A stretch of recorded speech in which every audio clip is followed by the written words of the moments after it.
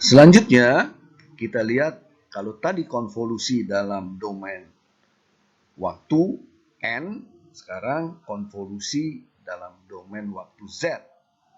Kalau kita tadi punya sinyal Xn, Z transformnya Xz, dengan ROC-nya adalah absolut Z, lebih kecil dari absolut Rx, dan Yn, transformasi Z-nya menjadi YZ, yang sama ROC-nya adalah terletak di antara absolut Z dengan lebih kecil daripada Ri, maka kalau kita lakukan yang namanya Zxn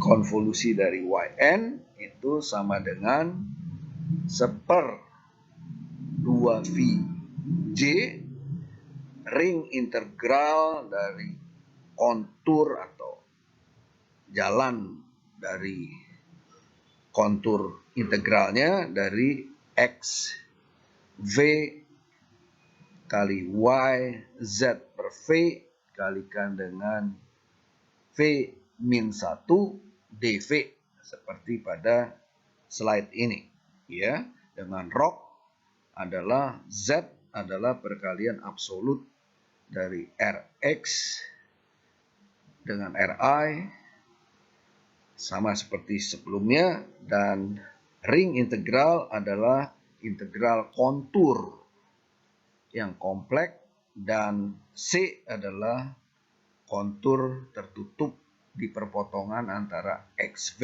dan YZ per V seperti yang ditulis pada slide ini. Selanjutnya, properti dari transformasi Z adalah menggunakan teorema awal dan teorema nilai akhir.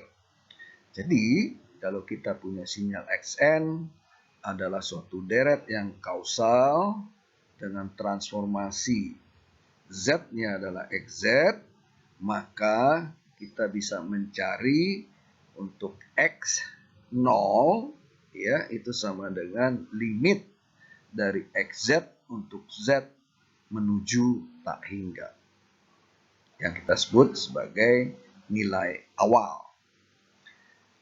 Nah, jika kita punya sinyal Xn, transformasinya Z, dan pol-pol Xz berada di dalam lingkaran berjari-jari unity atau berjari-jari satu, maka kita bisa mencari Xn untuk N menuju tak hingga, yang sama juga kita mencari limit untuk Z menuju 1 dari Z-1 dikalikan dengan Xz-nya, seperti ditulis di dalam slide ini.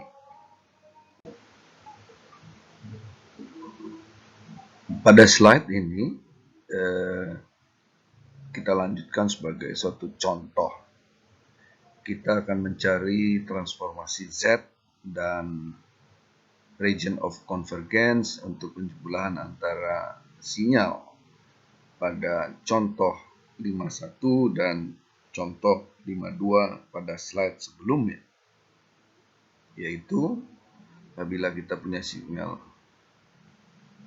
IN sama dengan AN UN min BN U min N min 1 berdasarkan linearitas, maka hasilnya kita dapatkan seperti di contoh 51 dan 52. Untuk yang 51 hasilnya adalah Z per Z min A, dan untuk contoh soal yang 52 hasilnya adalah Z per Z min B. Maka untuk properti transformasi Z sebelumnya, maka kita dapatkan YZ masing-masing dari hasil dari masing-masing sinyal sebelum yang pada contoh sebelumnya. Maka ROC-nya adalah irisan dari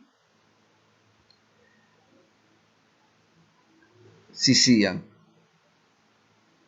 kiri, yaitu Z absolut harus lebih besar A absolut, dan yang sebelahnya adalah Z absolut harus lebih kecil dari B. Maka irisannya merupakan satu gabungan dari rok tersebut, sehingga kita dapatkan satu bentuk perpotongan antara kedua rok tersebut. Maka kalau dia berada di perpotongan tersebut, maka dikatakan transformasinya adalah konvergen. Apabila tidak, maka dia tidak konvergen. Maka untuk contoh ini, dia berada pada perpotongan dari kedua ROC tersebut jika absolut B harus lebih besar daripada absolut A. Maka kalau hal ini terjadi, maka dikatakan dia konvergen. Nah, konvergenitasnya adalah kita lihat seperti pada gambar pada slide ini, ya. Jadi kita lihat apabila dia B-nya adalah absolut B-nya lebih kecil A, maka konvergenitasnya itu adalah yang diarsir, yaitu yang celah putih yang tidak beririsan. Tapi apabila absolut B lebih besar dari A, maka dia akan beririsan, contoh di gambar sebelahnya, yaitu yang diarsir berwarna biru. Maka transformasi Z untuk contoh di atas tadi, dia akan konvergen apabila absolut B, nilai absolut B lebih besar daripada nilai absolut A. Sebagaimana seperti transformasi Laplace, kita kembali pada transformasi Laplace sebelumnya. Transformasi Laplace itu lebih dinyatakan adalah dari persamaan numerikal D numerikal dalam bentuk S atau domain S. Nah, demikian juga untuk transformasi Z. Maka biasanya umumnya dilakukan adalah dalam bentuk numerikal denumerikal dalam bentuk Z dari suatu sinyal atau suatu fungsi. Nah, dengan demikian, maka bentuk transformasi Z adalah bentuk rasional dalam suku Z-1 atau dalam bentuk polinomial dalam bentuk Z. Pada transformasi Z rasional terdapat zero dan pole. Nah, seperti kita ketahui juga kemarin, apa itu pole dan zeros? Poles adalah banyaknya akar-akar pada persamaan denominatornya. Sedangkan zeros adalah banyaknya zeros pada persamaan numerikalnya atau nominalnya, yaitu seperti pada persamaan 512 ini. Perhatikan persamaan pada slide sebelumnya, yaitu pada persamaan 512, jika A0 tidak sama dengan 0 dan B0 tidak sama dengan 0, maka persamaan di atas dapat diuraikan dalam bentuk faktorial, yaitu seperti persamaan 512 ini, yaitu XZ sama dengan NZ per DZ sama dengan B0 Z min M ZM plus B1 per B0 Z M min 1 plus dan seterusnya sampai dengan BM per B0. Demikian juga persamaan penyebutnya atau A0 sama dengan A0 Z min N kalikan dengan Z min N ditambah A1 per A0 kalikan Z min N min 1 plus sampai dengan AN per A0. Nah, nilai-nilai pol dan zero dapat dicari sebagai berikut. Sehingga kita dapat menyederhanakan persamaan 5, 13 ini menjadi persamaan 14. Yaitu yang tadinya berbentuk summation menjadi bentuk perkalian. Yaitu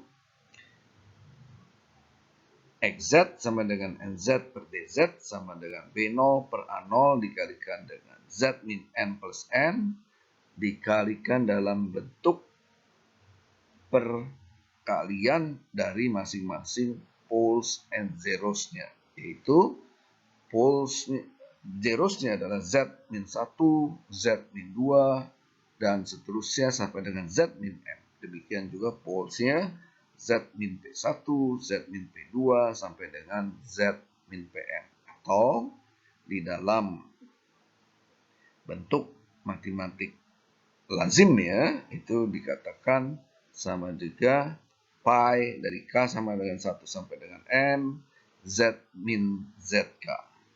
Dibagi dengan pi dari K1 sampai dengan N dari Z min PK.